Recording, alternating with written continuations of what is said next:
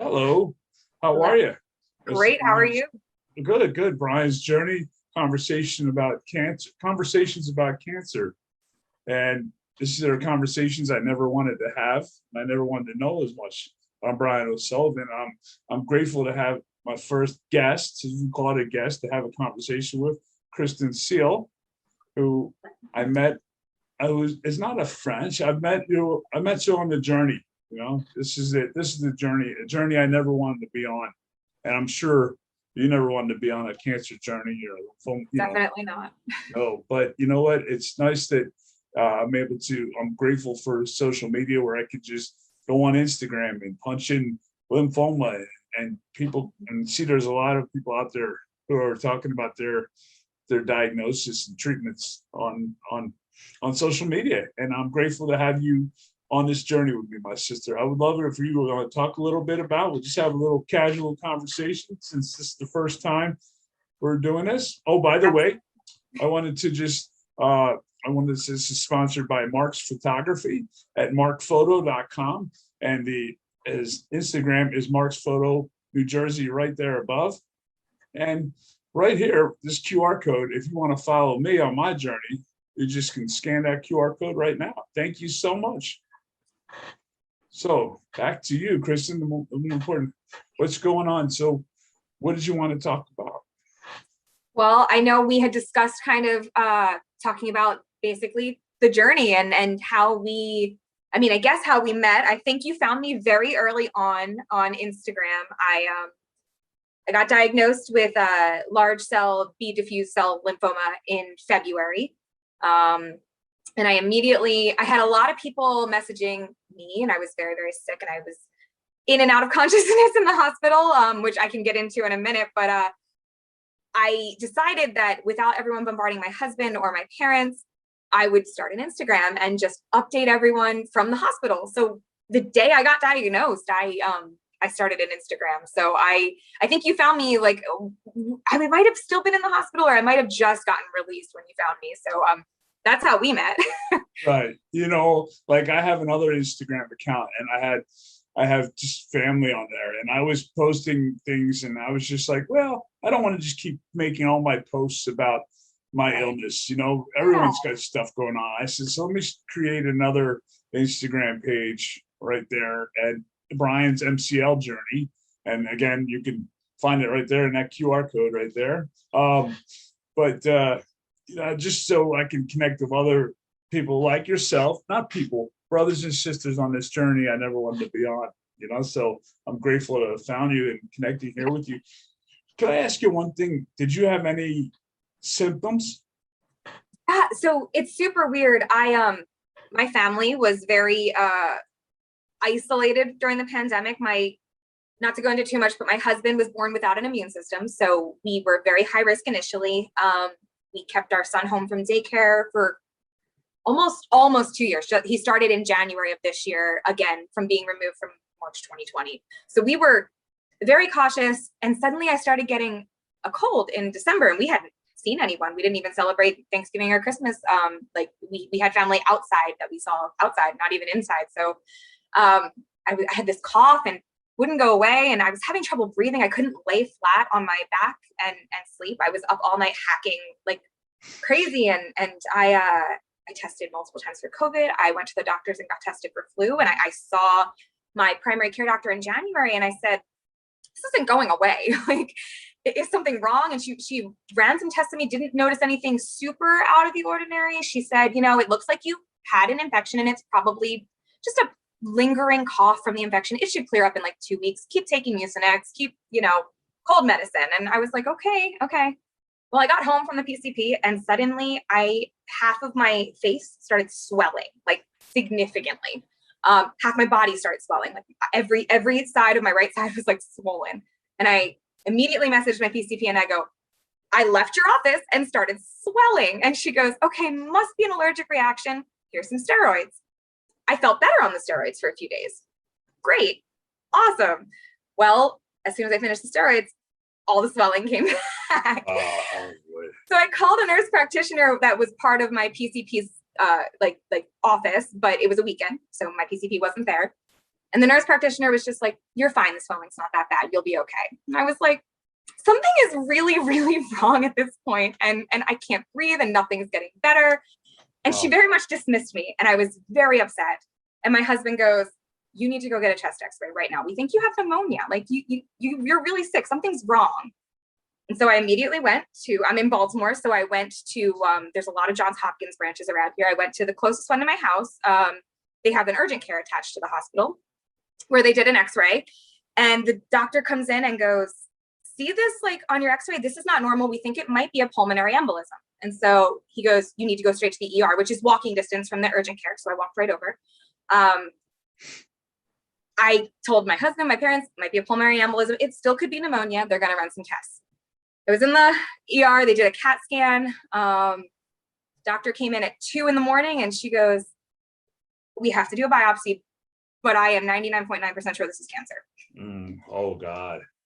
Yeah, it was, it like hit me like a ton of bricks because I'm expecting pneummonia or maybe a pulmonary embolism, which is still scary, but you know, but I was not expecting cancer. The C word is just like, you know, because of COVID, I was alone in the hospital, like by myself, 2 a.m, like, wow. And when she told me that it was most likely cancer, she showed me the pictures and it was 6 inches long, like the tumor in my chest. It had collapsed my right lung, so that's why I couldn't breathe. It was sitting on a vein, which is why everything was swelling. So it was blocking blood flow. So I had answers for everything, which in a sense is like relieving, you know, like I'm not making these things up. This is real. I felt validated, but I was upset and scared. God, yeah. You gotta be. And like you said, you're alone. You can't be in there. It's during the middle of the pandemic and it's, you know, it's like, wow, that's like, I think I told you for myself, I mean, how with me, it was, you know, January 2021. I said to myself, I got through 2020 and I didn't think I got sick whatsoever. You know, I thought, here, I'm going to start out 2021, do the right thing, get myself checked out, to be a responsible adult and get myself, try to be a responsible man, adult for the first time in my life, and, you know, get myself checked out, get my blood work done, a physical, and just to see, you know, where I am. And my white blood cell count was a little elevated. I say a little because anyway, it was a little elevated. I was just like, I didn't feel sick. I didn't feel any symptoms. Yeah. And a couple months later, they're telling me I have this mantle cell lymphoma. And I'm like, what? You know, what? You know, and then I made the mistake of Googling it. Forget about it then. You know? Oh yeah, you don't want to Google anything with cancer. It's scary. Oh yeah. No. So I just was like, and then last year I was very depressed at this point. I just, you know, but this is about you. Everyone, I talk about myself all the time. And, you know, it's like, and that's another reason why I said, let me try and start doing this. Actually, you came up with this conversations about cancer. I wanted to be like a formal interview, like have my questions here. But you know what? I'm speaking with you. You said, why don't we have a conversations? And I said, conversations about cancer, the conversations I never wanted to have. But again, I'm grateful to be on this journey with you and have a conversation with you as being on the first one. And thank you. Yeah, I'm glad to be here. So like another big reason why I so wanted to do this is because people, I talk about this all the time. I do my videos, I do my posts, but my friend, they want to see others too. So, and I know it. And that's why I was like, let me give my family and friends a break this week and have you come on and talk more about your family and how this. So I don't mean to cut you out. I'm sorry. I gave a little bit, but I blame it on the chemo brain sometimes, you know, right? It's a conversation. Yeah, you're right.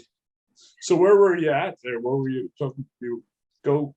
Oh, I was just gonna say with your sharing with your family and friends other journeys. I mean, it's very eye-opening to see that cancer really like touches all age groups, all genders, all races, it's kind of unbelievable. I've met, like you said, via social media, following the hashtag lymphoma, I've met so many other people, some people who have similar lives to me with young kids and are married, some people who have completely different lives from me, some people who are all the way across the country, and you who's not too far, who's actually in my old hometown-ish area. So like it's just wild to see that it really does touch everyone. And so the fact that you're sharing this with your family and friends and followers, like it's kind of eye-opening that it really could happen to anyone, and you could have symptoms or you might not. Like it's important to talk to your doctor and stay up to date on like blood work and everything. Yeah, definitely that. It's like it's good. Like I said, it's technology to me. I'm like we were talking about before. I was saying how I'm a little bit, I'm learning more about technology. Technology told me I had mantle cell lymphoma. It was a Friday night at 8:00, and I got this text message, and it says your symptoms. Well, the first oncologist I had gotten to see was telling me after a few months of testing, said to me, you either have what they call chronic lymphocytic leukemia or mantle cell lymphoma. And we have to do one more test, the FISH test. You probably have the chronic lymphocytic leukemia. It's much more common. Mantle cell lymphoma is a lot rarer. And CLL is easier to treat. I'm sorry, it's more manageable, not easier, but it's more manageable to say. Sure. So here I am thinking like, okay, this is the lesser of the two evils, so I'm thinking, and this the doctor is saying that. So then Friday night at 8:00 at night, I get a notification to my phone from LabCorp. It says, and I'm like, here it is. I was only telling my family about this. I wasn't telling anyone outside of family, maybe a couple close friends, but I wasn't putting it out there on Facebook. I wasn't putting it out there on Instagram or anything, but I just was only telling family. And here I am, I get this notification and it says your symptoms, basically, I forget the exact words, but it says are, showing mantle cell lymphoma, say, for example. And I was just like, oh my God, here it is. This is not good. This is not good. And I looked it up. I Googled this, and all of a sudden I saw men in their 60s, 5 to 7 year life expectancy. That's what I saw. And I said, I'm only 49. I said, no, I'm not. This ain't me. I'm only 49. This is men in their 60s. I had no symptoms. I said, now all of a sudden I'm looking at dying in 5 to 7 years from now. It's like, God. And I went and I started really going into depression. I won't get into it a lot now, but it's like, I just know that, I was in some dark places in my head. And of course. And it was coupled by, again, I was alone. I went to, my brother went, I didn't go to okay, in a nutshell, I'm jumping. Here we go. January, I got my blood work done, January 2021. And I went to the doctors, get my physical. Okay, a week later, I got to my phone. Again, technology, it shows got my results. I was on a Saturday. I was supposed to meet with the doctor on Monday, the primary, for a follow-up. Okay, so I get them on a Saturday, the results, and I'm seeing this. My blood work, my white blood cell count a little elevated. To me, it was almost double what it should have been. It was at 16.9, and to me, that wasn't a little bit. Yeah. But I'm grateful. I'm blessed to have. She's my cousin / godmother / cancer survivor / medical doctor. And you know what? I texted her right away, and I was like, hey, "Cuz, I have some abnormal test results that I'm a little worried about." She said, "I'll call you in 10 minutes. Well, in that 10 minutes, I had already self-diagnosed myself. Oh, no. All kinds of things. Of course. That's it's what normal, we do. But it's not what we should do, but it is what we do. I did it too. In 2020, all of a sudden, everything that went wrong, I thought, no, this is COVID. Now, 2021, anything that went wrong, I thought it was cancer, So absolutely. So what I did was, basically, she called me up. She said, "Brian, your white blood cell count is high. It's 16.9. It's supposed to be no more than 10 or 11." She said, "You probably have a cold. It's fighting off infection. Your body's fighting off infection. That could be it. So when you meet with your primary on Monday," we did a Zoom with the primary. Yeah. So when you meet, suggest that, and hopefully a month from now, you'll go and retest and you'll be back to normal. I'm like, yeah, that sounds really good. It sounds good. Yeah. I was like, I never thought, I said, that was, so anyway, Monday, I had to Zoom with the primary, and we talked to the doctor, and I was telling her what my cousin slash doctor said, and she said, yeah, let's do that. Let's do it a month from now. You'll have your blood work. We'll redo it. Well, a month later, and that whole month, I thought like, okay, I just have a cold. I'm good. I'm good. I'm normal. Yeah. Well, not normal, but As normal as you can be. yes. But, and I said, in a month later, I was just like, I was walking around like nothing. I told my family again, that's it. I said, this is where I'm at. But I thought I was going to be fine. That was in my mind. I knew that. So a month later, I went and got my blood work tested, and now it had gone from 16.9 to 20. And I was like, okay, this is not good, So the primary, I told my cousin again, and the primary, I told my family, and the primary said to me, well, Brian, I want you to see a hematologist. And to be honest with you, I was I was 49 years old at the point, and I didn't even know what a hematologist was. That's how naive I am, And I said, okay, sounds great, if it's going to make me feel better. So she gave me a name, gave me the referral. I picked up the referral. So I Googled this doctor, and it said hematologist / oncologist, and I was just like, I knew what an oncologist was, and I was like, here it starts. But that's okay. It went and it went and it went. I don't want to talk too much about me, but it went and went and went. And I just started getting more and more depressed. But that was last year.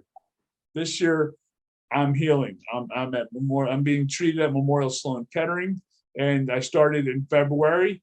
I had a few ups and downs with the insurance company rejecting treatments. Actually, I went to 3 different oncologists who were great oncologists, and they wanted to treat me, but the insurance company rejected the treatment, saying that they wanted me to take basic chemotherapy for this. And these doctors said, well, no, this is going to be better for him. It is what it is. I can't get, I have no control over that. Yeah. All I know now is February 3rd, I was at, January of 2022, I was at Memorial Sloan Kettering, and I met with Dr. Anita Kumar, and we had some more tests, including another bone marrow biopsy. I don't know if that's, I didn't have to do that, but I do know people who have, and I sympathize. I had my second one that day, So a lot of poking and prodding been going on the last year, but it's okay, Anyway, so we had some more tests February 3rd. She told me, Brian, you're accepted on this clinical trial. And at that point, I put my head down in her office and I just started crying hysterically, but happy tears, because I didn't even know if this was going to work. But you know what? I had the opportunity. Yes. And 85% of my depression left my body at that point, That's amazing. And now I'm healing a day at a time. Kristen, Brian, and many others are winning today. Cancer's losing. So enough about me, because, this is all about you today. My family and friends know my story, but but it's nice to hear it in a conversation setting too, and hear your thoughts about the whole process too, like live. Yeah. Yes. Yeah. No, you're right. Thank you. But thank you for being on here. I would love to, because you have some exciting news, and I know you had, with your little one like that. So now we're going to, so where was your head at right then and there when you were talking about, I'll let you go. Thank you. Yeah. I mean, when the doctor first told me when I was in the hospital and she was like, I'm 99% sure it's cancer. The first thought that went through my head was, I'm not going to see my son grow up, because you hear cancer and it's a really scary word. Like, you don't, like you said, like you look and you see like these life expectancies, and no matter what type of cancer you Google, you're going to find bad news in general. Like, you can find stories of hope and you can find good news, but there's no good type of cancer. Like, there's not. Like, you can say it's treatable or it's more curable or it's more whatever, manageable, but there's no good cancer. It sucks. It's horrible. It's, you put poison in your body to treat it, and it's not a good thing. So I'm thinking my son, who at the time I was diagnosed, he was a month away from being 3. And so he's an only child. And I was just like, I'm about to leave my husband, who has a rare disease, with my son, and I'm going to die. And that's immediately what I thought. So, of course, in the time I'm sitting there, they told me, we're going to transfer you to the main Johns Hopkins, which is the Weinberg Center, which honestly, it's wild because I live 1 mile from either hospital. Like, it was like a difference of 0.1 mile to go to that one, and they had an urgent care, so that's why I went, but they transferred me to the other one by ambulance. Anyway, but in the time I'm waiting for the transport, of course I'm Googling, and I'm scared, and I'm alone, and I'm trying not to scare my family and friends, but I had to tell my parents. They were waiting. They wanted to fly up from Florida, even if it was a pulmonary embolism. So they were waiting for the call. And I texted my mom. I was like, Mom, it's bad. So they're the best parents in the whole world. Like, I don't know what I would have done without them before this, during this, after this. They're amazing. But they had just moved to Florida in January. So a few weeks before December, like 4 weeks before this happened. Yeah. You say February 3rd, it was February 6th for me that I found out. So we were similar timelines as to what was happening with big news. But my parents drove straight to the airport. The airport wasn't even open yet because they were so panicked. It was like 4 a.m. They had to wait outside of the airport for it to open to catch the first flight to Baltimore. And they were here by 8 a.m., 8:30. That's beautiful, the support you have, you know? I have a very, very great, I have an amazing family. Like, the whole time I was going through chemo, either my parents were here or my in-laws flew all the way from California to be with us. My grandmother-in-law also took a week out here. My sister and my sister-in-law both took a chemo with me. So I have an amazing family. I'm so blessed and so lucky. I'm the oldest of 4 kids. So I'm the youngest of 4. Are you? That's funny. I'm the youngest of 4, you know. So you're the baby. The baby. Yeah. The big baby, the 6'3" baby. You know? see, there you go. I'm only 5 foot. I'm really tiny. You look taller than me on this camera right here. Thanks. I have a big personality. You do. And I'm grateful to be a big brother to you on this journey. Oh, thank you. I am. And I hope that you and I know you and I will just keep in touch and just keep going a day at a time, you know. And I'm grateful for my support from my family, my biological family, and my recovery family, my support family, this cancer family that I never knew anything about. You know, it's like I would see people. I've been on social media for years, and people would say, "Oh, I have cancer," and I would feel bad, and I would pray for them. But I never knew what's going through their head until that doctor, that first oncologist, said to me, "Brian, you have a form of blood cancer." Yeah. And it started. I don't know what it's like for you having a little one, and your husband is immunocompromised and still, and not you know, and just. Oh yeah, no, he is. No, you're right. And you know, I don't know what it's like because we don't have a lot in common, you and I, you know, right? But we have a couple things in common.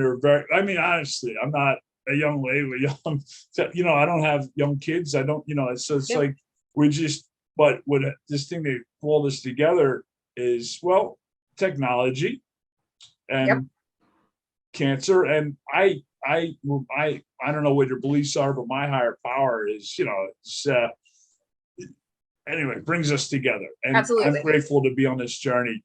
And it's like, however we found each other, it is what it is, you know? Yeah.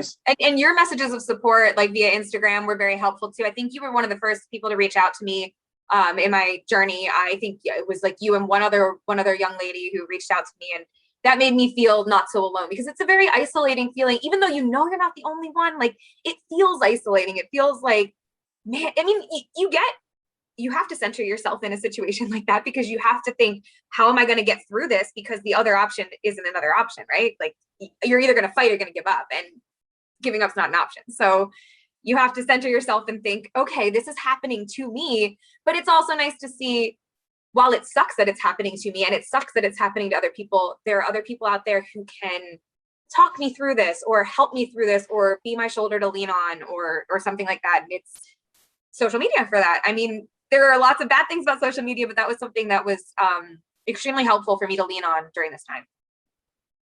It's nice to be able to connect with people. And when I say we don't have much in common, I don't mean it like in a bad way.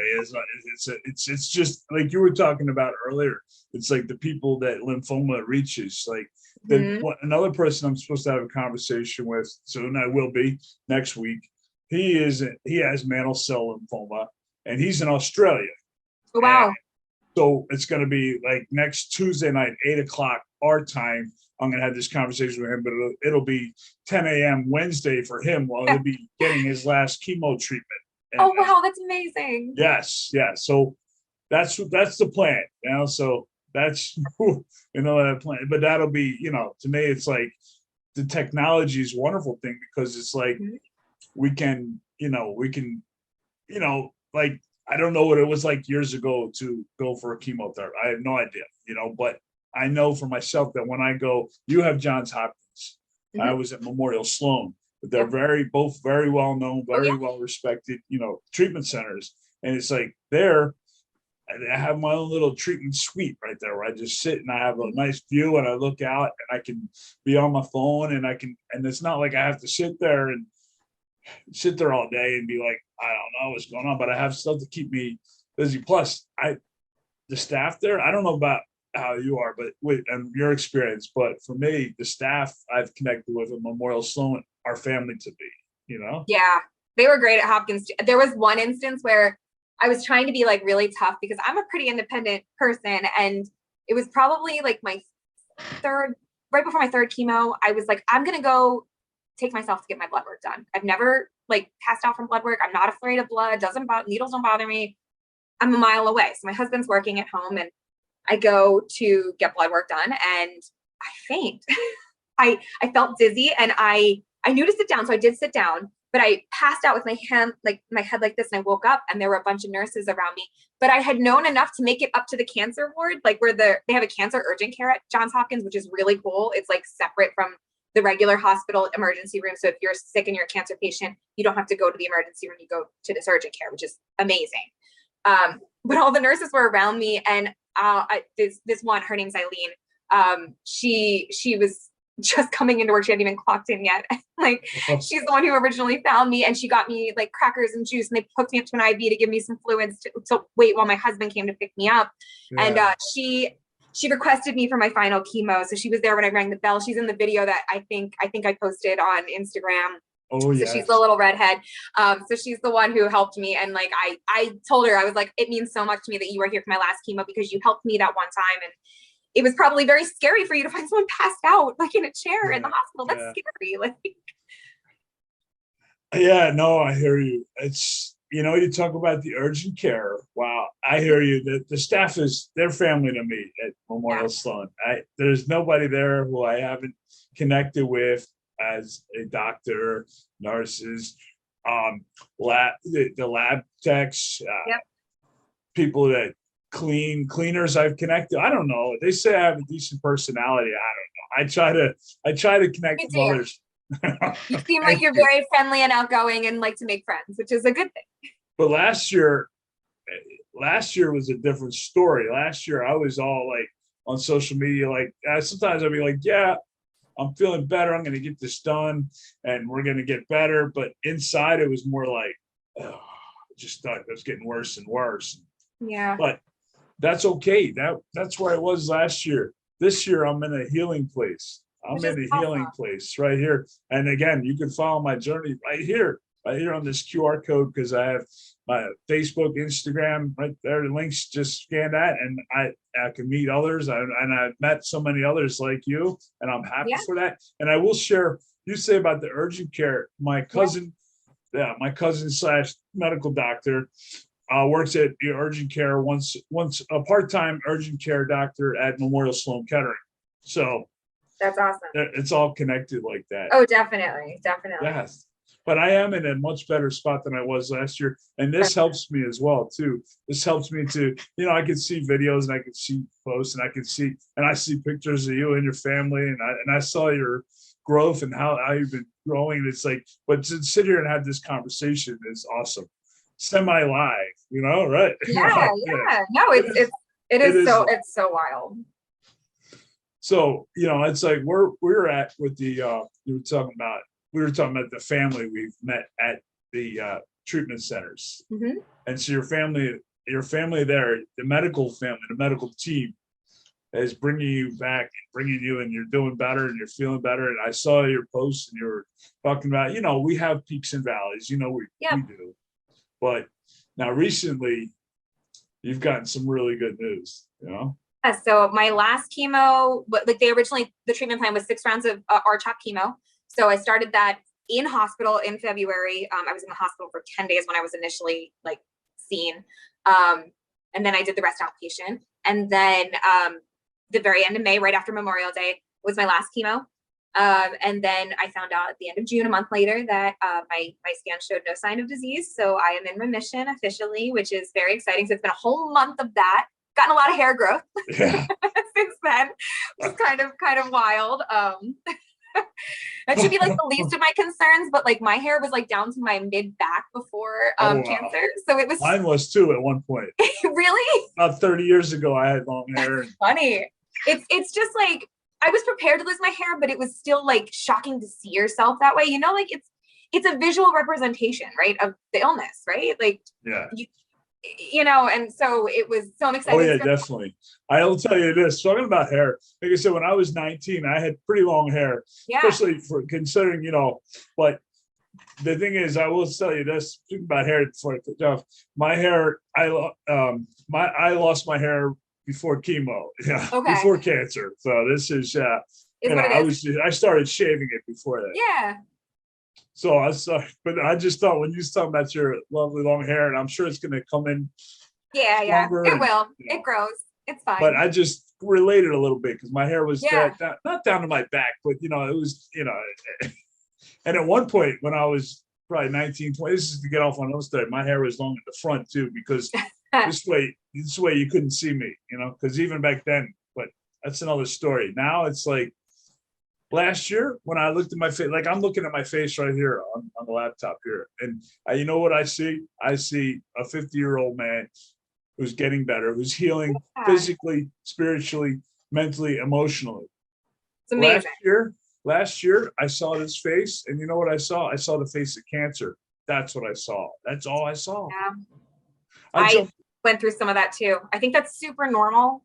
It's hard. It's really hard. You see yourself and you're like, that's not me, because you don't look like yourself. Right. Yeah. It's hard. And then people would say to me, they're like, you don't look sick. Oh, I hate that line. I'm like, I don't feel sick either. I didn't feel sick when I got diagnosed, They look like, right? Like there are people who have certain types of cancer who don't lose their hair, right? Like, I mean, you can't know what's going on with my husband, like I said, who has a rare immune disorder. He doesn't look sick at all. He's run 3 full marathons. Like you would think he was a healthy guy. And overall he is. He just has a compromised immune system. It is what it is. I would love to talk more about your husband a little bit, but I definitely, I realized I cut you off in the middle of this remission story, which is so amazing, because when I saw your video, about being in remission, I cried. Thank you. I know you messaged me. That was very kind of you. I was crying talking about it in the video. Like I couldn't even keep my composure, because it was like when my doctor told me, I'm getting emotional now. When my doctor told me, like, I just like, I had seen the results, because they send you the results. But the way that they like score it for lymphoma, apparently they say like things in your body light up. And when they do they did a PET scan. PET scan, yes. Yeah. So things light up no matter what. You're never going to get no light. Like that's just the way the human body works. So they told me it was like a 1 to 5 scale. And basically they told me like 1 to 3 meant no disease, and 4 meant maybe, and 5 meant new disease. So that was like the very boiled down version of it. Yeah. And so I saw that they gave me a 3. And so in my head, I'm a huge overachiever, and I'm like, a 3, that's the worst of the good. So like, how bad is that? So of course, that's how I'm thinking. I'm going, it's good news. So there's no new disease, but it's bad because it's not a 1 or a 2. It's like no, it's just how bright it is. She goes, it has nothing. She goes, 1, 2, and 3 are this. She goes, we never see 1. She goes, 2 and 3 are pretty much the same. I was like, okay. So that's when I was like, whoo, floodgates. Yes, you're happy. You're ecstatic. Oh yeah. My sister was with me. My sister, I'm very close with her. She luckily lives 5 blocks away from me in Baltimore, and she's 3 years younger than me. And she took me to that appointment to be there because my husband was on a business trip, so he couldn't be there. So my sister, who's my best friend, was there, which meant a lot to me. So she started crying too, and it was a whole emotional thing. But it was just so. It's like a huge relief because even though they told me like the type of lymphoma that I had, like age was on my side. I'm 32, so like normally it's seen in people who are in their 60s, like you said. That's more common, so it's harder on bodies that are in their 60s than a 30-something-year-old body. So luckily they said age was on my side. They said that time of diagnosis was good, like they were able to catch it before it got worse. Like, I mean, things like that. I knew I had good odds, but it's still like there's still that chance. And the fact that you have to go through chemo, which, oh my gosh, chemo was so rough. Like, I don't wish that on anyone. Ugh, but you know, I mean, it was such a feeling of relief. So I'm very, very happy to be in remission. I'm nervous too because, you know, with the type of cancer I have, I don't actually know how it works with mantle cell. I've read a little bit about it, but I don't know how it works. Like once you're in remission with B cell, if it's going to come back, which it might not, but if it does, it comes back in the first like 2 or 3 years max. Like, so the further out I get from treatment, the less likely I am to have it reoccur. But the first few years, I'm going to be like waiting on the edge of my seat, like, okay, is it coming back? Like, I believe I'm cancer free and I'm going to continue to think positively and pray that it doesn't come back. But, you know, I think I will be a little nervous for the next like 2 years. Scanxiety is real. Yes. Oh, totally. Yeah. But for now, I'm happy and getting healthy, trying to build up my strength again. I lost a lot of strength during chemo. I used to be very active and now I'm like tired and not as strong. You know, It is what it is, but I have so much support, like you said, virtual and in person. And I think that's most important. I think you even said it best when you said you're in a different place than you were last year. And some of that is due to like sharing your journey. And I mean, I have to say my favorite thing on your social media posts is your Buddy the Elf. I'll pay your pants. I love those. So I think that it's all about attitude too. The Buddy the Elf pants. I wear bright orange shirts. I wear orange Chuck Taylors. And you know what? People look at me like, what? I said, this is me. Last year I thought I was dying. This year I'm wearing Buddy the Elf pants. I'm wearing the pajamas, and I don't wear them. I only wear them now, definitely when I go to Memorial Sloan Kettering every time, because the staff there smiles. People know me by that. Listen, last week I was there. Was it? Okay, I'm sorry, we're zoning out a little bit. No, when I went for it was a couple weeks ago. It was, anyway, whew, chemo brain is real. But my last appointment, I went for a CAT scan a couple weeks. The last CAT scan I went on a Tuesday, and the scanxiety was real because I did not know. And I couldn't get my results before I went to the doctors. I went 2 days later to the doctors on Thursday for my normal treatment. This was for my normal treatment as well. And because I go every 4 weeks now, but this was a CAT scan. And you see, we talk about PET scans, we talk about CAT scans. This is a whole new vocabulary that I never wanted to learn, So it's another language I never wanted to learn. Let's just say that, Yeah. But that showed when I had this CAT scan, it showed definite shrinkage of. That's amazing. And it showed, yes, it definitely showed. My spleen was shrinking down. My lymph nodes are shrinking. And, it's like, I'm doing better. I'm getting better. That's so good. I could look up and see. I was relating with you. And I have to laugh at this because it's like when you talk about youth, your age. Now, I'm 50 now. And that's considered young in this disease for mantle cell. And I'm like, okay, I'll take it. Man, if you're calling me young, I'll take it, whether it's lymphoma or not, mantle cell lymphoma or not. And I caught, and the fact that I used to think like, oh God, here I am. I got it got discovered. It got diagnosed with no symptoms. So all of a sudden, amazing. All of a sudden, it's like, is that my higher power working? Is that But it's like, it's also the fact that it's going to help I know it's helping me with treatment, and it's going to help me. Yes. Plus, my mentally, I'm not 100% there, but I don't know that anyone is. I have some. I still do have a little bit of depression. I don't want to make it Sure. seem like it's still cancer. It's Yeah. still there. But you know what? I win today. Like I said, Brian wins, Kristen wins today. Cancer loses today. I am not good at this stuff. No. I'm a scientist by profession, so I'm in the science world, not the tech world. I'm so happy. You know what? Like I said, I cried. Aww. I cried watching your video, but I cried those tears of joy because I knew something, and I messaged you. I said, "This is going to be me one day," and I know I'm not. I'd love to say to you, don't worry about it coming back. Don't just, but you know what? We're on different paths of a similar journey. And it's like, I'm at that point now where it's like, I know today is a good day. Actually, It's a great day because I know where I was last year at this point. So today is a great day. February 3rd, 2022 was the best day of my life when I was told I was going to be on that trial. Then and one day soon, I don't know about one day, it will be the second best day of my life. It will be. The best day of my life is when Dr. Kumar, who I always joke with, and I say, I might not be her best friend, but she's my BFF. That's a great way to look at it. Making a doctor your best friend.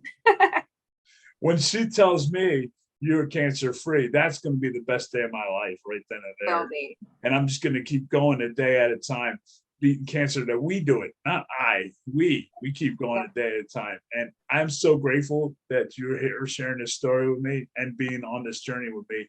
And I just want to keep checking in with you. And it's like I went down to Baltimore. I was telling you a few months ago, and I was like, wow, this is awesome. Of course, I was a designated driver for some down there, but someday, maybe in the future, we can meet and have a cup of coffee would be awesome, Yeah, definitely. I'm also up in the Philly area. My brother and sister-in-law live in Bridgeport. And my other brother lives somewhere in North Philly. I'll be honest, he's 25, so I don't visit his apartment too often. We will connect someday on the journey. Now, can I talk, also again about Mark Photography. Mark is a friend of mine. Mark actually did some great pictures of an event that someone ran for me, a fundraiser, because I've been having some difficulties with the insurance. But you know what? I have support system, and Mark took some great pictures. Mark's Photography took some wonderful pictures for me, and they specialize in corporate events and bar mitzvahs, bat mitzvahs. They're wonderful people. It's markphoto.com. They're based in New Jersey, and their Instagram is Mark's Photo New Jersey. So thank you for taking these great, awesome pictures. I mean, because I'm not that photogenic. I don't think so. But I'm my own worst enemy. But my mother, they took pictures of my mother and the family, and they came out nice. I don't know if you happen to see any. I did, yeah. Awesome. And I had the orange chucks on, and I did have that. Orange is my favorite color. Like, honestly, it's really funny. My kid always makes fun of me because I have an orange couch downstairs. Like, I love orange. I should be wearing the say I put orange up here. Brian's sharing about that. I think from now on I'm going to wear that bright orange hunting cap I had. This way they can see me coming from a mile away, right? Yeah. It's funny, in the Weinberg Center where I got my chemo treatments, they have different floors, and each floor is a different color. And I used to, when I was driving, I would try my best to park on the orange floor because it was my good luck charm. Those are awesome. With the fanny packs on the back. I've never seen shoes like that. I've seen Converse. I've never seen them with like a bag on the back. Orange chucks with the fanny packs right there on the back. This is fun. This is awesome. I've enjoyed this conversation. Me too. I really have. And I'd really love you to tell me a little bit more. I'll take a little bit more of your time. And if you could tell me a little more about your husband and his disease that he was born with, and also the great things he's doing with his nonprofit. But I'm going to let you talk all about your husband and whatever you want to share. I love to brag about him. I should just put myself on mute right now because I run my mouth a lot. I talk a lot too, so I completely, that's why this is a conversation. It doesn't need to be a formal thing. But yeah, I'll gladly talk about my husband. He's wonderful. He was an amazing support system during all this. So when he was 14, he was diagnosed with something called primary immunodeficiency. And so it was something he was born with. He was always sick as a kid. And basically it took his stepmother, who for all intents and purposes is his mom. She got him to a specialist in California and they diagnosed him with this deficiency. He basically takes plasma products to give him, I'm really boiling this down to like the simplest like way to explain it, but they basically give him like a fake immune system kind of. He doesn't produce these cells on his own to like be able to fight off infections. So plasma gets donated by people, and he does some subcutaneous infusions where we have like all kinds of medical equipment downstairs because he does it weekly to give him like basically an immune system because he doesn't make one on his own. And then we have a home healthcare nurse who comes once a month, and this has been his whole life since he was 14. He's in his late 30s now, so he's been managing this more than half of his life at this point. And so what it really means for us is he gets sick more easily. Think about like post chemo. I mean, it's just about being immunocompromised, and we have to be cautious about things. We were always cautious pre-pandemic already, so not quite to the level that we got during the early days of the pandemic, but we were always very aware of when someone was sick about canceling plans or whatever to protect him. But I think I'm a natural caregiver. It's just my personality. So when I was diagnosed, switching the roles was a shock to all of us. Like, I'm not good at being the patient. I like to care for other people. I don't like being taken care of, and I'm difficult about it. My poor husband. Yeah, we've been married for like 6 years now. And so he had to like sit me down and be like, I'm handling this. Like, you need to stop trying to micromanage and get involved. And he did a great job. He's such a good dad too. So he took care of our son when I really couldn't, because chemo kicks you in the butt. And there were days when I really could barely get out of bed, and I don't know what I would have done without him. But he knows to an extent. He doesn't know what it's like to have cancer, but he knows what it's like to be concerned about always being sick or feeling fatigued or not having enough energy to do something. And he had that insight before my diagnosis. And so I think that really helped talking it out with him. And he totally understands, like, now when I say like, I'm done by like 8:30. I go to bed by like 8:30 most nights because I'm so fatigued. And he's like, hey, I get it. Like, you don't have to explain anything to me. Like, I understand. But since he's been working, like dealing with this illness his whole life, he actually started working for the company that makes his plasma medicine. So he works for them for his full-time job, but he also founded a nonprofit called Immune Competence. And it's basically for like, you get diagnosed, there's the Immune Deficiency Foundation, which is like when you get diagnosed, you go to them and they walk you through the diagnosis, but what happens after that? And so he wanted to create a space for young adults and adults to, really talk about issues with this deficiency and how you live a life, how you live a normal life, and not let the disease run your life. I mean, it's very similar to cancer, right? Like, I mean, Yeah. And I'm so proud of him. He's been running this for like 3 or 4 years now. That's awesome. Yeah, so it's very cool, and I'm grateful to have his support, and so thanks for letting me plug him a little bit. Oh, definitely. And please tell the name of the site again. Immune Competence. I can totally send it to you if you want to show. And when I post this on YouTube, I'm definitely going to put a link to it on there. Great, I'll send it to you after we finish. Does he have an Instagram page for this? Does he have? Yes, he does. It's the same. It's the same handle. Immune Competence. I'll send it to you. Okay, and when I put this on, I'm definitely going to be following. Yeah, thank you. Yeah, definitely going to be following. And I was tearing up again here, and you know what? But it's good tears, because we've both had bad tears and we have good tears. Yes. And now it's thank you. Crying can be very healthy. Oh yeah. I can't tell you how many times I cried during this journey. I was never really I'm supposed to be a man and don't cry, but no, it's no.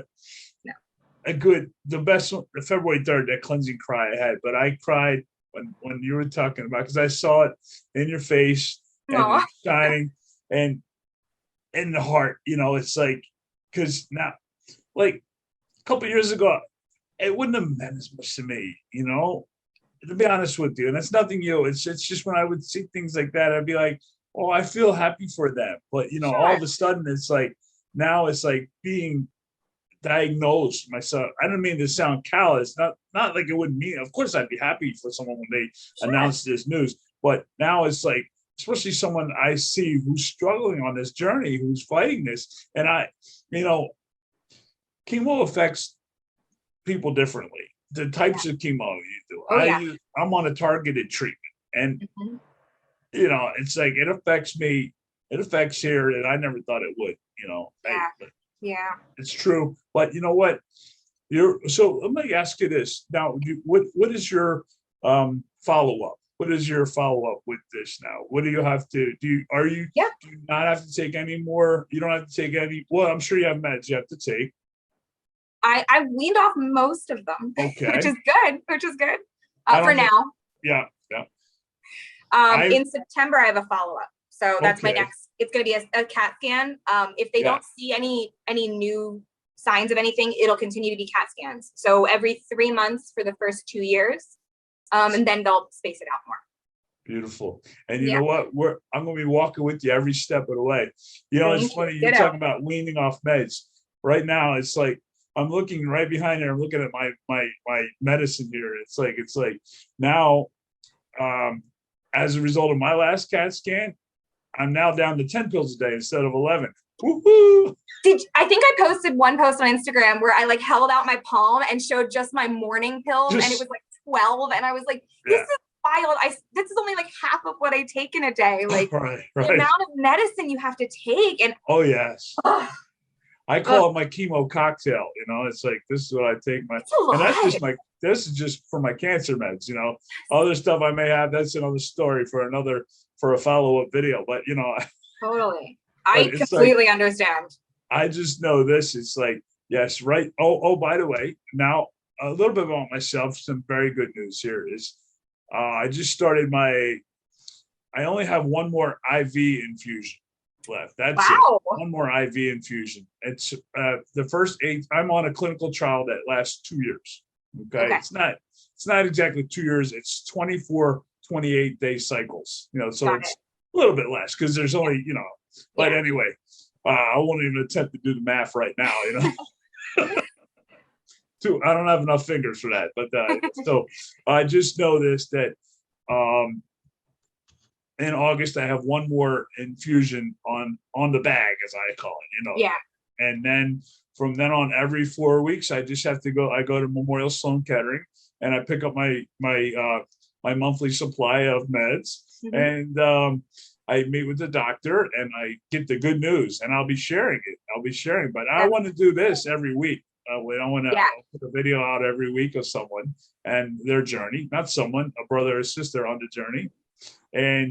So no, that's a good thing. But also, here's another thing what I want to do. And so that's your follow-up is a CAT scan. Right now, I need to, for the rest of the 16 cycles, I will be taking my chemo cocktail at home. I will be doing that every day. What did you say? That's amazing. I mean, it gives you some flexibility. You're not stuck to an IV. Right. And also, I'm not as worn out, and I'm not going in that Benadryl coma either because. I feel like.